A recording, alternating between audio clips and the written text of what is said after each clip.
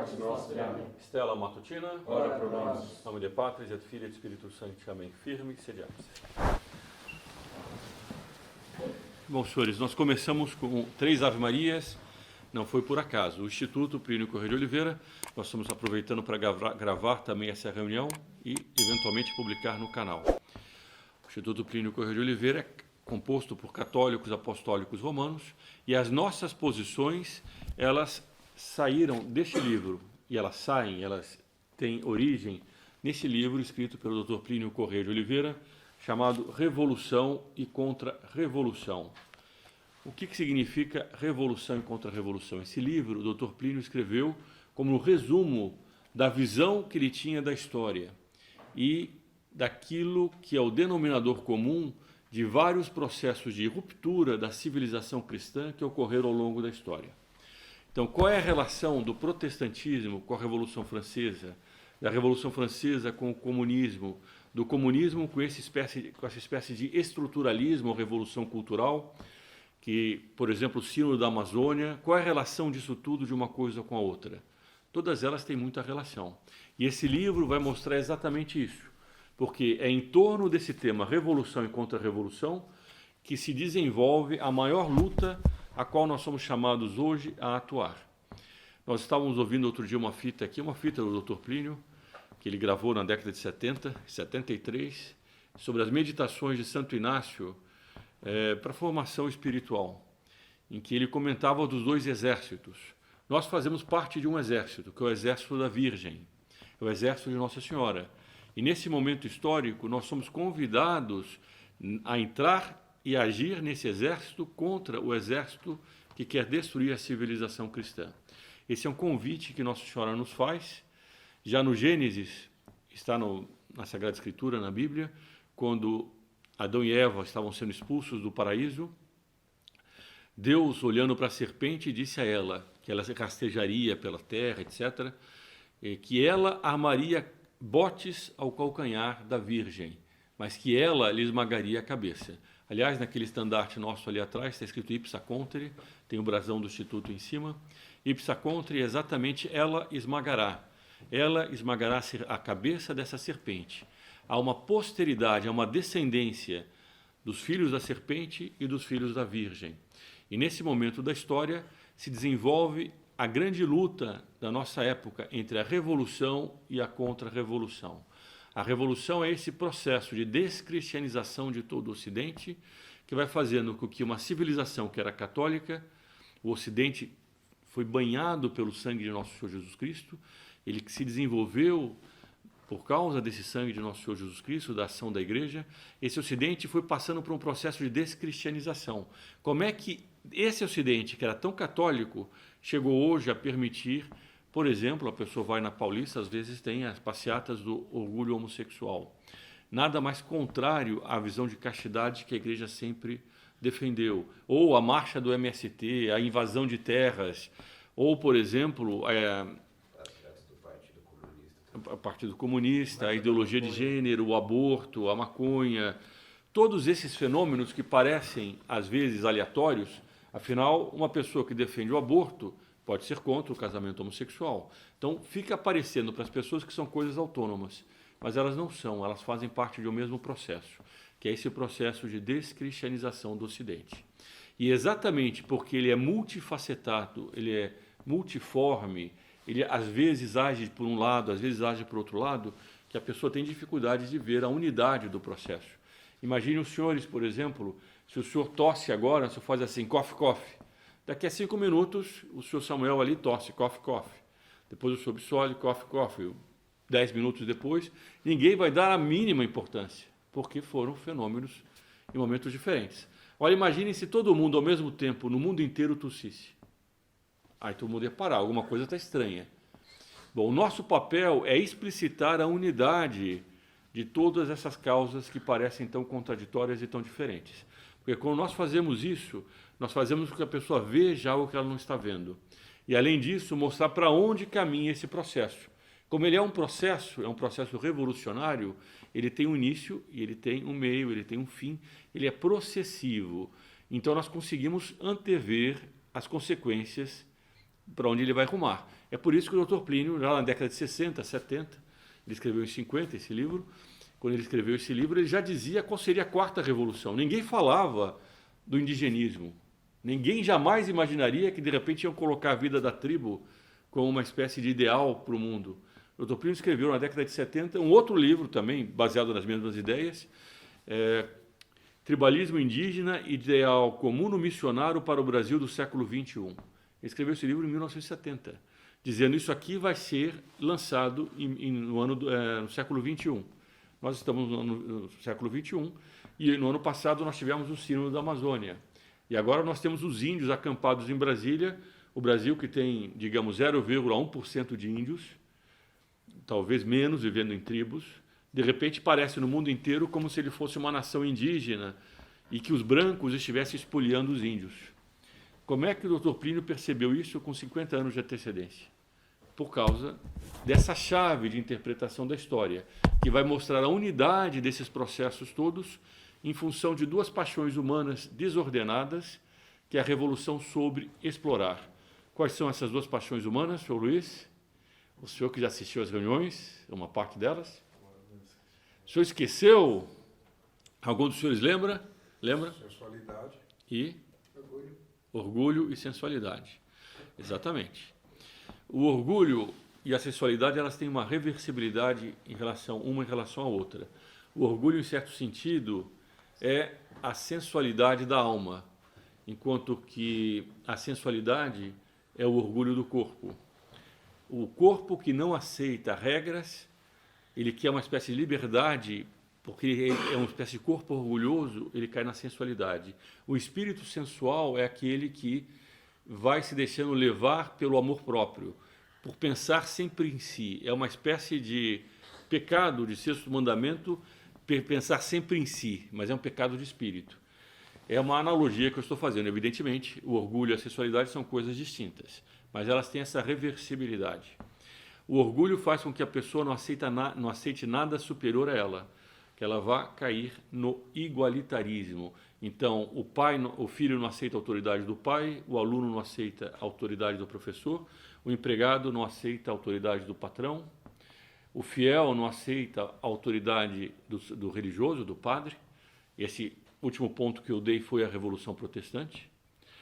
A Revolução Francesa foi a autoridade política, digamos assim, da nobreza. A comunista foi a autoridade do patrão, da econômica. A igualdade, portanto, religiosa, a igualdade política, a igualdade econômica. E agora nós temos uma igualdade ecológica, do homem com o animal, com a tribo, etc. Esse princípio do orgulho vai levando todas as pessoas por causa desse processo. É a mesma sedução do paraíso, quando a serpente disse: se comeres desse fruto, sereis iguais a Deus. Esse mesmo orgulho que naquele momento seduziu Adão e Eva, e que é o orgulho que Deus deu a promessa de que viria a virgem que esmagaria a cabeça da serpente, esse orgulho, ao final da Idade Média, se tornou um movimento universal, que pegou todos os países, todos os povos, portanto, todas as pessoas, todos os âmbitos da vida humana, seja na cultura, na gastronomia, na filosofia, na arte, na música, na vestimenta, na arquitetura, qualquer lugar que a pessoa olhar, ela vai ver o reflexo dessa mudança que foi havendo na história, né, nesses outros âmbitos da atuação humana. Porque o homem coloca na vida concreta dele os valores que ele defende. Como houve uma mudança de valores, essa mudança vai refletindo em todo o resto, que é o campo de atuação do homem. E, ao mesmo tempo, isso vai influenciando o homem. Então, o senhor pega, por exemplo, nós vimos aqui a imagem de Santa Teresinha deturpada pelos progressistas, que ela fica com a mãozinha assim, chorando para dentro de si. Aquilo é o contrário da Santa Teresinha histórica. Quem vê uma foto, na época dela existia já a fotografia, vai ver uma heroína da fé, uma pessoa que controlava as suas paixões, controlava a sensualidade, o orgulho, e por isso venceu o mundo, o demônio e a carne. O que faz a iconografia, essas imagens modernas de hoje, é amolecer o católico, porque é fruto de uma doutrina, que é uma doutrina revolucionária, e ao mesmo tempo ela vai gerar no homem a tendência a explicitar a doutrina revolucionária. Há uma reversibilidade entre aquilo que existe, aquilo que eu penso. Tanto aquilo que eu penso transforma aquilo que existe, como que aquilo que existe me leva a aceitar mais facilmente uma doutrina. Um exemplo que nós já demos há um tempo atrás foi a questão da música. Ninguém vai colocar uma valsa num campo de batalha. Já imaginou o soldado andando assim? Vai colocar uma marcha militar, porque o soldado tem que marchar. E ninguém vai colocar uma marcha militar num salão, porque a música influencia o espírito humano. E essa influência é profunda em nós. A música influencia muito a pessoa, porque ninguém consegue fechar os ouvidos, né? Você pode até diminuir o som. Você pode fechar o nariz, você pode fechar a boca, você fecha os olhos, mas o ouvido você não fecha. Então, o ouvido é muito difícil você se defender contra a influência da música. Hoje a Revolução usa muito a música para as transformações sociais. Ela sabe, por causa da doutrina que ela tem, como usar as artes para fazer a revolução e fazer com que os homens cada vez mais se afastem de Deus. A música, quanto mais fala ao corpo, mais difícil torna a pessoa a buscar a Deus. O gregoriano é propriamente a música que abre a alma para a relação com o sobrenatural. O rock, por exemplo, agora é muito pior. O funk, como é o nome, Sr. Rodrigo, o rap e outras coisas que eu já nem sei o nome. Cada vez é mais o beat, é mais a batida. Pá, pá, pá, pá. É só corpo. E a alma vai se apagando, a razão humana vai se apagando por causa da sensibilidade, que acaba, no mundo de hoje, sempre levando à sensualidade. Nesses shows aí de funk, de rap, não sei o quê, a sensualidade é o que mais solta, é o que mais ocorre. Por quê? Porque o homem vai apagando a sua razão e vai buscando cada vez mais as emoções e os sentidos. Então a revolução, através dessas duas paixões desordenadas do homem, o orgulho e a sensualidade, uma sensualidade que não é só o pecado contra o sexto mandamento, mas é uma sensualidade que quer a liberdade. Não foi à toa que a Revolução Francesa usou como lema liberté, égalité, fraternité. Liberdade, igualdade, fraternidade. 3 palavras que podem ter a interpretação católica, mas que eles não usavam com essa interpretação. A igualdade é propriamente o orgulho, levado às últimas consequências, e que depois levou ao comunismo. A liberdade era a sensualidade, era a libertinagem que vinha, era acabar com todas as regras, não no primeiro momento, mas ia levando a isso. Tanto que nos Estados Unidos, até hoje, a palavra liberal significa exatamente aqueles que não têm essas regras morais, que são os esquerdistas, que querem ser favoráveis ao aborto, casamento homossexual, eutanásia, divórcio, porque é uma espécie de explosão da sensualidade que vai quebrando as normas sociais da moral. Era a liberté, a liberdade. Nada pode me reter, nada pode me impedir de fazer tudo aquilo que eu quero, de maneira que não existe um Deus que possa dizer que existem os mandamentos. Eu tenho que me soltar disso tudo. E, bom, é isso ver os colégios, os professores, quando eles vão dizer para o rapaz que cometeu o pecado porque faz bem para a saúde dele, porque eles fazem parte desse mesmo processo histórico que chama revolução. E a fraternidade é esse lado meio místico que eles vão criando entre si para criar essa nova comunidade de homens que, no fundo, vai levar cada vez mais à quinta revolução, que é a revolução satanista, que é a revolução gnóstica. Quando todos os homens abraçados entre eles perceberem que não há nenhuma distinção, não há bem nem mal, não há nenhuma diferença entre ninguém, todos são iguais e livres, como uma espécie de gota d'água dentro de um oceano. Essa é propriamente uma das metas mais distantes que eles têm e para onde eles caminham ainda. Bom, então o orgulho e a sensualidade foram, a partir do final da Idade Média, as forças propulsoras aproveitadas pela Revolução. É muito importante ter isso claro, isso não é apenas um processo autônomo. Ninguém pode imaginar, por exemplo, o Dr. Plínio dá esse exemplo nesse livro aqui, que se possa subir do alto de um prédio, digamos, de 10 andares, jogar. Antigamente tinha a sopa de letrinhas, não sei se ainda existe isso. Tem a sopa de letrinhas. Então você compra no supermercado uma sopa que são macarrões em forma de letras. Você sobe lá no 10º andar, joga lá de cima aquele saquinho de letras, e lá embaixo, por algum mistério, se forma um livro Ode a Satã. Isso não existe. as letras não vão formar uma palavra sozinha. Entretanto, as paixões de orgulho e sensualidade produziram uma mudança social concreta, explicável racionalmente, coerente, lógica e, portanto, não é fruto do acaso. Tem que haver uma força propulsora que saiba explorar as paixões humanas.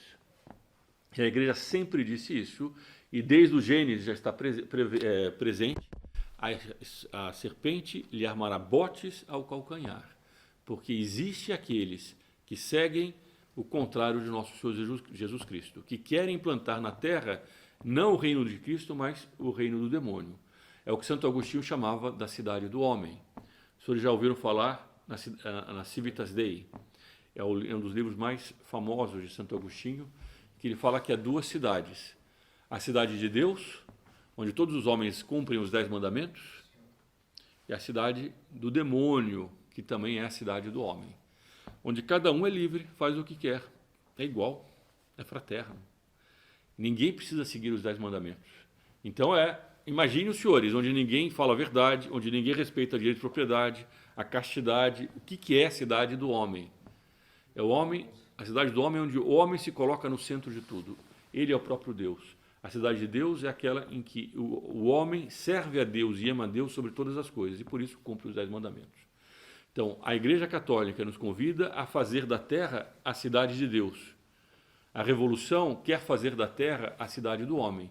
E não é por acaso que, no final da Idade Média, nós passamos do teocentrismo para o antropocentrismo. Nós tiramos Deus do centro e nós colocamos o homem. Porque o homem passa a ser o seu fim último. Ele passa a ser liberto igual àquele evoluído ser que consegue, pela ciência, desbravar todos os problemas e, no fundo, se coroar como o próprio Deus. Ele já não precisa mais da redenção, ele não precisa ter medo da morte, porque a ciência prometia, no começo, sobretudo do século XX, quando o positivismo estava no auge, eles chegaram até a fazer a religião da ciência. Agora tem alguns que estão transformando a ciência em dogma de novo, né? E nós já ouvimos isso nos jornais recentemente, dizendo: ai daqueles que duvidarem da ciência. Que ciência é essa? É a ciência empírica, essa ciência de alguns dos cientistas que de repente agora se transforma em dogmática. Bom, o positivismo também criou a religião dos cientistas. Tinha até sacerdotes que eram cientistas. Tinha o templo da ciência. Ia lá adorar a ciência, reverenciar a ciência. Bom, mas naquela época o homem achava que ia descobrir a cura de tudo. Não ia ter mais morte, não ia ter mais doença. Já tem mais de um século que eles estão esperando e até agora não conseguiram, né? Pelo contrário, cada hora aparecem doenças piores. Mas, enfim, esse é um outro assunto. O fato é que a sedução da revolução é prometer uma utopia, uma espécie de sonho, um sonho de liberdade, de igualdade e de fraternidade. Então nós tivemos a primeira revolução, que foi a Revolução Protestante, que era a igualdade do fiel em relação à igreja. Eu não aceito a autoridade religiosa. Por que que vai ter um padre que vai me dizer aquilo que Nosso Senhor ensinou? Eu tenho uma relação direta com Deus. Então ele disse: Deus sim, igreja não. Depois nós tivemos, alguns séculos depois, 2 séculos depois, a Revolução Francesa, que dizia: Cristo sim, Deus não. Aliás, exatamente, Cristo, muitos deles aceitavam, eram cristãos, já tinha a época do protestantismo. O protestantismo disse isso: Cristo sim, igreja não.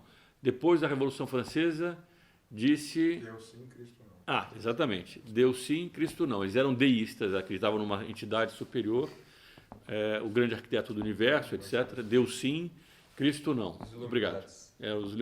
Os iluminados, iluminatis, os iluministas, enfim. Eles se misturavam muito. Nós temos uns que se acham iluministas hoje em dia também. Os neo-iluministas que querem empurrar a história. Bom, então... E a Revolução Francesa, então, falou a mesma coisa em relação à questão política. Não poderia haver mais a divisão que existia de povo, nobreza e clero. Era preciso acabar com isso. Fizeram o que chamavam Estados Gerais e acabaram com aquela ordem, que era uma ordem ainda feudal. Para entender bem o processo revolucionário, nós precisaríamos estudar bem a Idade Média, mas isso seria um outro tema, não é o tema para hoje. Então era preciso fazer uma igualdade política e acabar com a nobreza. Então todos os privilégios acabaram em nome da igualdade, todos são iguais, mas ainda continuava uma desigualdade. Aliás, várias, mas uma delas era a desigualdade econômica.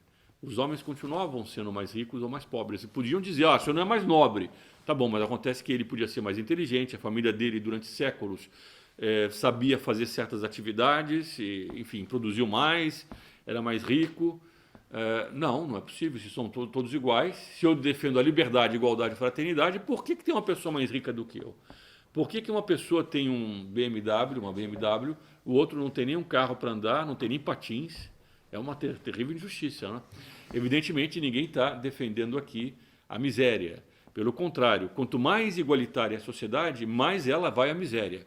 Quanto mais anti-igualitária, quanto mais ela defende uma civilização que não é igualitária, mais a riqueza se espalha por toda a sociedade. É assim, por exemplo, nos países mais ricos, no que eles respeitam da lei natural, eles costumam ter muito mais riqueza do que qualquer país socialista, porque a defesa do igualitarismo sempre vai cortar. Se eu pego os seus dedos todos, se eu quero eles iguais, eu tenho que cortar por aqui, não é? Vai sempre cortar por baixo. E mesmo assim não vai ser tudo igual, vai ter alguém que vai ser cada vez mais forte. Esse é um outro aspecto do processo, uma centralização cada vez maior, um totalitarismo cada vez maior.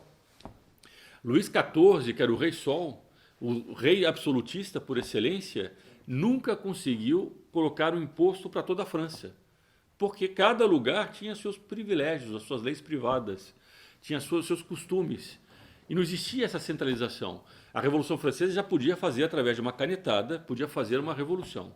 E fez. O comunismo mais ainda. Então, quanto mais eles pregavam a igualdade e liberdade, mais eles faziam um Estado totalitário para impor essa igualdade, querendo quebrar os homens sempre pelo lado mais baixo.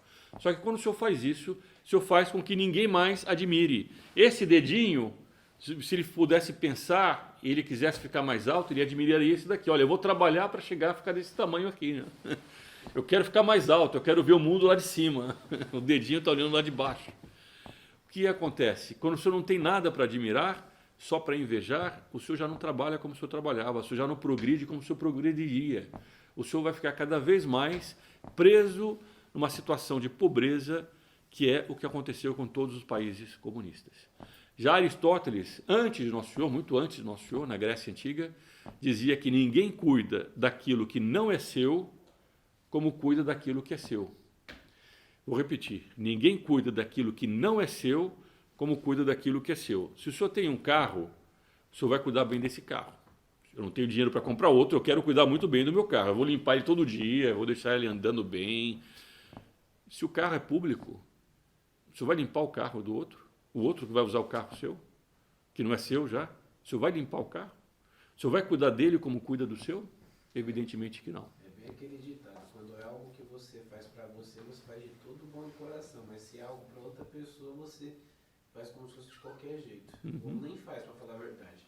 Enquanto regra social, o comunismo leva à miséria por vários fatores. Um deles é o fato natural de que a pessoa quer cuidar bem daquilo que é dela.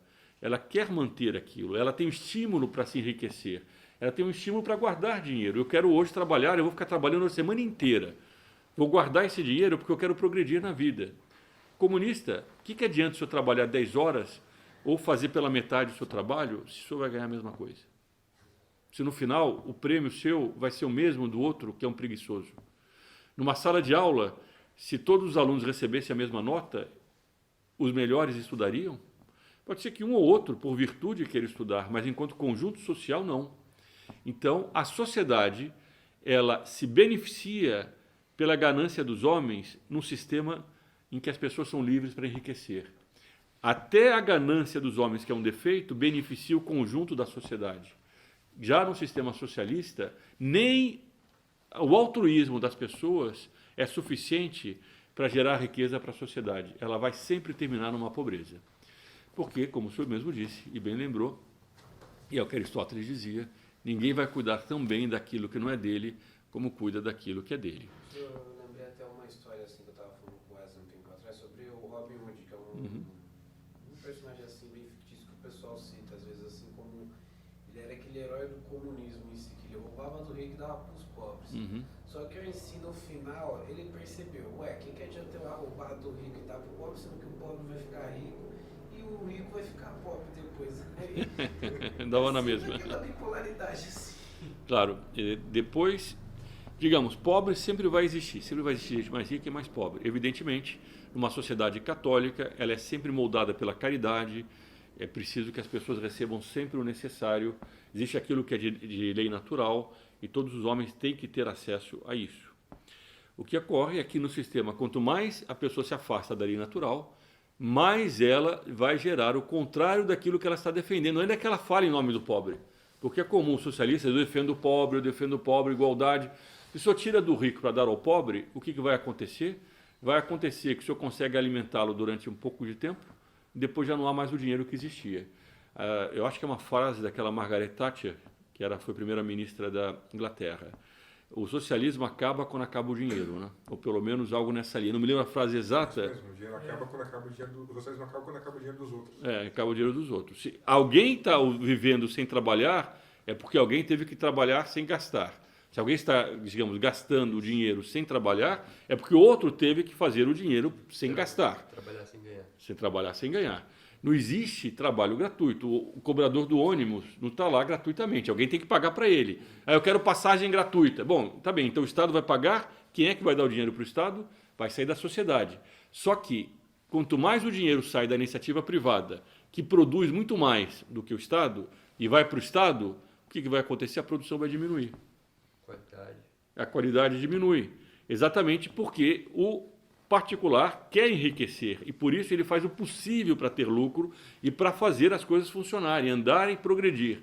O Estado, se ele vai distribuir esse dinheiro, ele vai ter que tirar daquele que estava produzindo.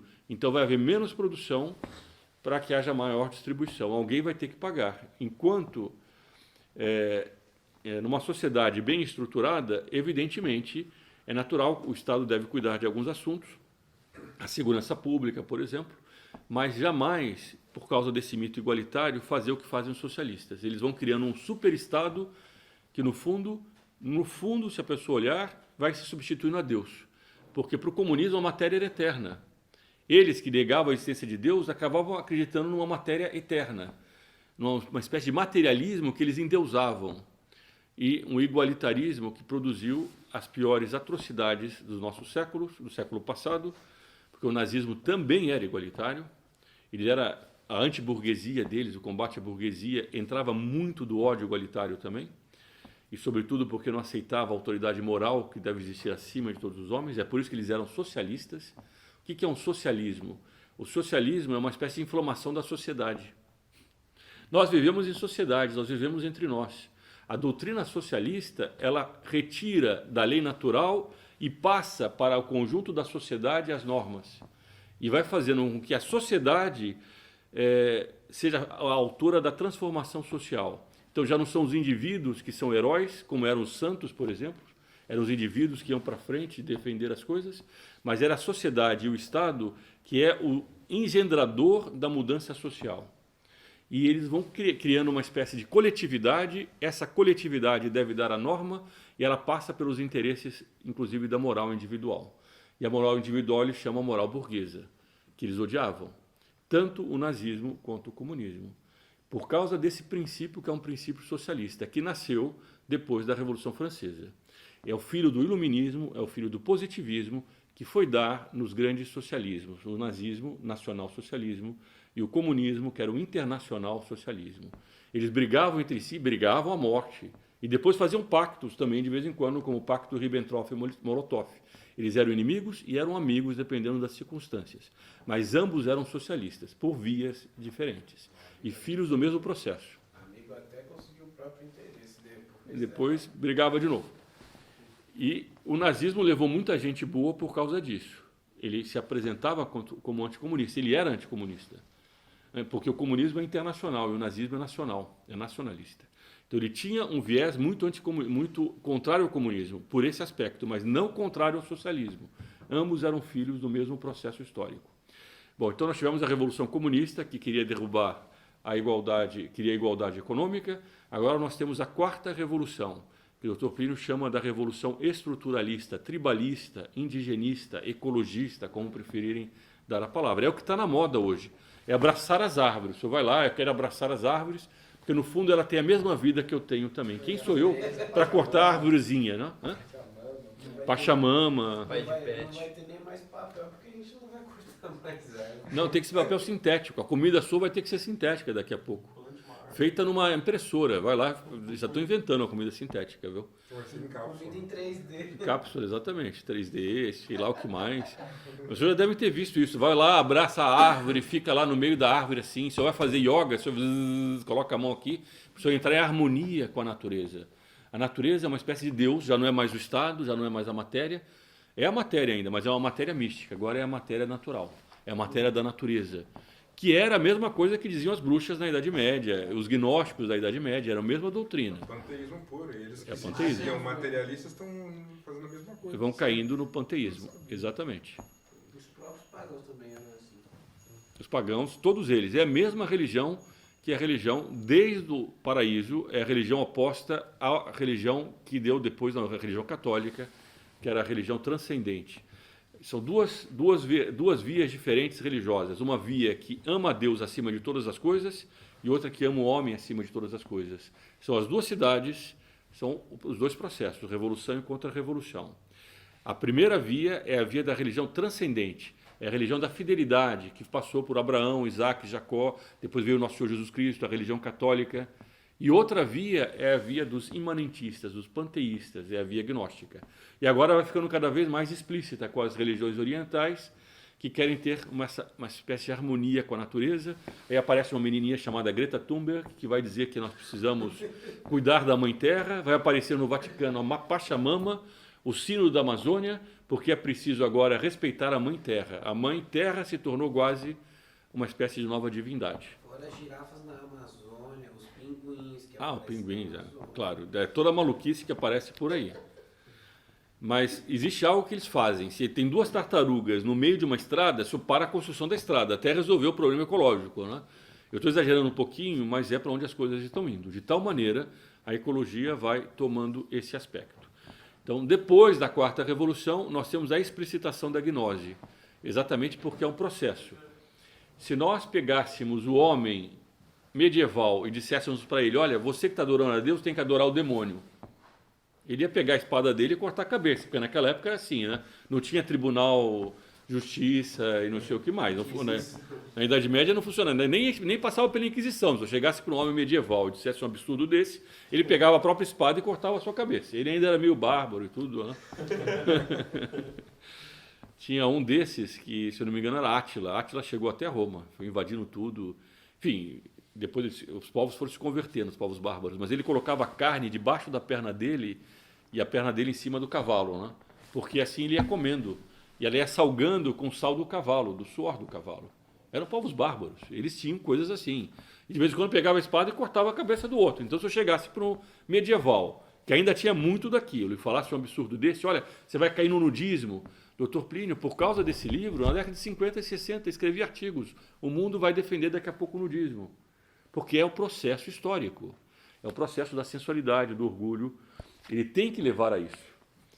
Mas, então vai aparecendo a quinta revolução, que é essa revolução já gnóstica, panteísta, que é propriamente o satanismo. E cada vez mais há blasfêmias, vão aparecendo. Nos Estados Unidos tem a igreja de Satã, porque faz parte, são episódios da quinta revolução. Na Colômbia também tem. Colômbia também tem, no Brasil é mais discreto. Mas, no fundo, todas as religiões gnósticas elas já são satânicas, porque a gnose é a religião de Lúcifer. Lúcifer, que era aquele que brilhou como raio, que caiu como raio do céu, está na Sagrada Escritura, dizem os grandes teólogos que ele era o anjo que portava a luz, daí vem o nome Lúcifer. É por isso também que eles chamam de iluminação o processo de autoconhecimento da sua divindade. O homem vai se descobrindo Deus através do autoconhecimento, é um processo de iluminação. Isso vai levar ao satanismo. É a mesma doutrina de Lúcifer, que é o pai da iluminação, dessa iluminação falsa, do autoconhecimento. Em vez de conhecer, amar e servir a Deus, o homem conhece, ama e serve a si mesmo, aos seus próprios egoísmos e sensualidades, ao seu orgulho e à sua sensualidade. Bom, acontece que o Dr. Plínio, além disso, isso tem papas que tratam desse processo revolucionário, nós já vimos aqui, encíclicas, ele explicitou mais algumas coisas que ninguém nunca tinha tratado. por exemplo, as 3 profundidades da Revolução. A Revolução, e eu vou terminar nisso, não sei quanto tempo nós já temos aí, senhor Rodrigo? 40 minutos? 34. Nós já vamos terminar com as 3 profundidades da Revolução. A Revolução nas tendências, nas ideias e nos fatos. Da mesma maneira que se eu não conseguia chegar para o medieval e dizer, olha, você vai adorar o demônio, não dava para chegar para o medieval e dizer, olha, esqueça essa igreja católica, ela está muito radical, para que você se sacrifica tanto assim? Vamos aceitar uma heresia qualquer, uma heresiazinha mais simples. Para que 10 mandamentos? Cumpra só 9. O medieval, a pessoa não entende isso. A pessoa que é católica, ela tem a doutrina certa na cabeça dela. Como é que o senhor faz para mudar a doutrina da pessoa sem que ela perceba? Isso é uma das coisas mais importantes que a Revolução fez. Eu tratei da música agora há pouco, como a música influencia a pessoa. É através das tendências. Sem dizer diretamente para a pessoa que ela aceitando aquela música, ela começa a diminuir nela o amor de Deus. Por exemplo, uma música que já não é tão metafísica, que fale tanto a alma, como eram as músicas, como é o gregoriano, e até mesmo a música clássica, que é posterior à Idade Média, mas ela é muito metafísica, ela fala muito ao espírito. Quando o senhor começa a colocar para a pessoa músicas muito rápidas, muito batidas, e que começam a querer fazer com que ela se mexa, ela não percebe, porque não há uma doutrina explícita. Mas algo da busca dela pelo espiritual diminui nela.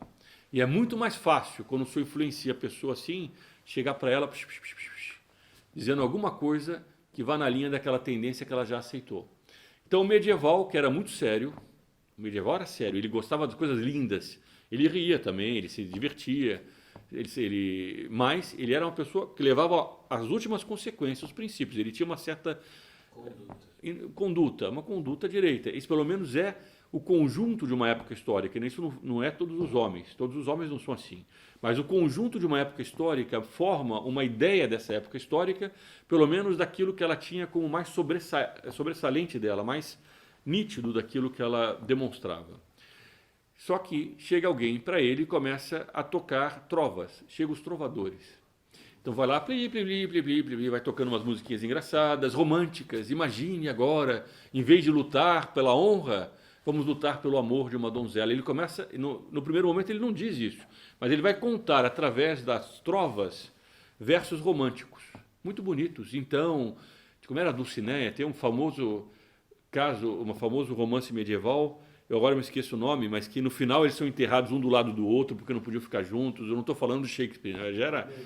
Não, muito anterior ao Romeu e Julieta, mas, enfim, tinha uma flor que nascia, era um romance medieval, porque não parecia doutrinário, era muito bonito, e era muito inocente, nem se tocavam as pessoas naquela época. E o medieval ficava ouvindo e começava a sonhar com aquilo. E esse romanticismo ia entrando na alma dele. Depois, para que essa espada pesada, se eu tenho que usar 2 mãos? Usa uma espadinha leve. Para que essa armadura tão pesada? Usa uma armadura mais leve. O sapato, uma bota. Coloca uma bota cada vez mais leve. Depois vai dar no traje que as pessoas usam para exercício aí fora, né? Fazer exercício vai dar nisso. Do medieval ele vai usar aquelas roupas, como é o nome daquilo? Parece pijama. Regata? Essas roupas que eles usam aí que parecem um pijama. Mas começou com a armadura medieval, só que terminou nisso aqui, né? Quando não vai terminar na praia de nudismo. Bom, então chega para o medieval e dá para ele uma bota mais confortável. Poxa, isso aqui é melhor, né? Ele vai aceitando as mudanças.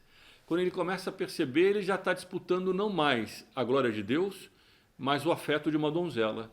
Então as batalhas se tornavam torneios. E a vitória era a mão de uma donzela que estava lá na cabine, ali em cima. Eles faziam aparatosas demonstração de força por causa do romantismo.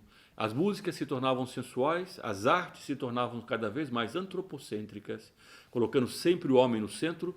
Todo o lado espiritual das artes, metafísico, vai sendo substituído quando entra o que se chama de humanismo. O humanismo foi humanismo, protestantismo, renascimento, isso forma a primeira revolução. Foi a mais bem feita, ninguém percebeu. E teve os próprios papas como os grandes impulsionadores do humanismo. Que deu no concílio. Que depois foi dado um concílio Exatamente. Depois de muitos séculos vai se explicitando a doutrina que muitas vezes estava nas tendências. Então a pessoa vai aceitando um mundo cada vez mais voltado para o homem e menos voltado para a visão de sacrifício que deveria existir. A igreja medieval, por exemplo, buscava sempre para cima. Se eu entra numa igreja medieval, a primeira coisa que o senhor faz, nossa, o gótico, aqueles arcos, aquelas pontas. As igrejas modernas são caixotes, elas vivem para o homem. É função. Não tem beleza. Não tem beleza, não tem transcendência, não busca para cima. Você vai olhar para baixo, assim. Bom, e as imagens dos santos parecem demônios. Se eu ver um santo, não é possível. Isso aqui é um santo ou é um demônio? Cortaram um pincel do outro, a boca tá... Brasília se desce, né? Catedral de Brasília só vai para baixo. Porque isso faz parte de um processo histórico e a primeira profundidade desse processo é nas tendências humanas, porque é muito mais fácil a pessoa aceitar a doutrina depois que ela já foi influenciada pela tendência. A segunda profundidade são as ideias. Já tendo o terreno fértil, já há uma floresta seca. Dr. Plínio dá esse exemplo nesse livro. Como é que o senhor poderia colocar fogo na floresta verde da Idade Média? É porque ela já não estava verde, ela já estava seca, por causa da Revolução Humanista. Ela foi sendo transformada aos poucos e quando veio o protestantismo, levou metade da Europa. Porque já as tendências tinham preparado a eclosão daquelas ideias. A igualdade do homem com Deus, do homem com a igreja. Eu vou diretamente entrar em contato com Deus. E com Cristo, nosso Senhor Jesus Cristo, no caso, os protestantes, Cristo, Cristo, Cristo, então não preciso mais de igreja. Não preciso mais desse intercessor. Então as ideias eclodiram porque já havia o terreno fértil. A floresta já não estava verde, ela estava seca. E depois das ideias nós temos a revolução nos fatos. É propriamente um momento histórico em que alguém dá o brado de revolução, como foi Lutero afixando as teses dele na igreja, ou os países se dizendo Los von Rome, que era o brado de Lutero, afastados de Roma. Henrique VIII, ele fez a revolução nos fatos. A igreja da Inglaterra está livre de Roma. Ou a Revolução Francesa, que foi lá e matou o rei, derrubou a Bastilha, porque a revolução durou muitos anos. Mas se coloca uma data que foi a tomada da Bastilha em 1789 como uma data-chave. Mas se poderia usar a morte do rei, que se eu não me engano foi em 1793. Ou poderia ser um pouquinho antes, pouco importa. O fato é, a partir daí houve a Revolução Francesa. Já são os fatos. As ideias da Revolução Francesa eram os iluministas.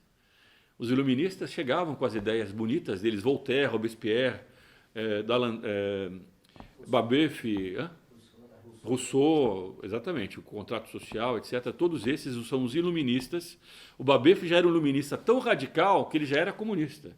Ele já pregava o comunismo, porque o comunismo é filho lógico das ideias da Revolução Francesa. Os albigenses, havia uma seita protestante já no humanismo, no protestantismo, que não eram os albigenses, eram os anabatistas.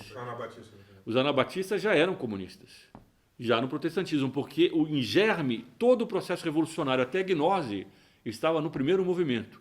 Na primeira obra de arte renascentista, estava em germe a mesma obra de arte que foi espalhada pelo Vaticano, infelizmente, por causa dos papas renascentistas, já tinha nela o comunismo, já tinha nela a gnose, já estava nela todo o processo revolucionário. Bom, aqui os senhores têm uma visão de conjunto de como nós chegamos no mundo de hoje. E aquilo que Nossa Senhora nos pede a cada um de nós, para que nós possamos analisar em cada coisa, em cada objeto, em cada fato que esteja diante de nós, o que é revolução e o que é contra-revolução. Nos indignar e lutarmos contra a revolução, amarmos e servirmos aquilo que é contra-revolucionário. Porque nós fazemos parte do exército de Nossa Senhora, que era a meditação de Santo Inácio, que um dia eu gostaria de dar também para os senhores. Quem sabe nós fazemos aqui um retiro de 2 dias, só para fazer meditações de Santo Inácio, em que ele fala dos 2 exércitos e da honra que é, não há maior honra no mundo de hoje do que servir o exército da Virgem. Do que nesse momento de grande apostasia, em que os homens todos se voltam contra Cristo, contra Nosso Senhor, contra a cristandade, nós fazermos de nossa vida um ato de fidelidade, de amor e de serviço a essa causa, que não é para nós, é a causa de Nosso Senhor Jesus Cristo. E que, em certo sentido, é para nós também, porque Nosso Senhor não depende de nós para vencer o demônio. Ele nos ajuda a vencer o demônio. Quem vence e quem perde somos nós. Então, ao mesmo tempo, nós damos a Deus, que vale muito mais do que nós, tudo aquilo que nós temos, mas nós fazemos aquilo que nós precisamos nesse momento, que é lutar contra o demônio, o mundo e a carne, naquilo que ele hoje faz na sociedade. Não é aquilo que ele fazia no século II, no século II. É o que ele hoje faz. É para isso que nós somos chamados. É para isso que nós existimos. E é para isso que nós recebemos as graças que são necessárias para levar avante essa luta. Não sei se os senhores têm alguma pergunta sobre o que nós vimos. Eu acabei falando mais do que eu gostaria. Mas eu procurei dar uma visão de conjunto do processo histórico. Bom, vamos terminar e rezar, então. Em nome de Pai.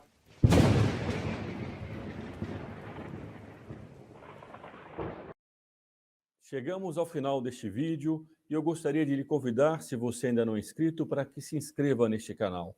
Essa inscrição é uma reação de pessoas que, como você, estão preocupadas com o Brasil e com o futuro da civilização cristã. Se você quiser ser avisado dos novos vídeos, entre no nosso canal no Telegram ou no Twitter. Os links para o Telegram e o Twitter do Instituto estão aqui na descrição deste vídeo. Além disso, também nessa descrição, além de vários links importantes, há o link para o grupo Articulação Brasil.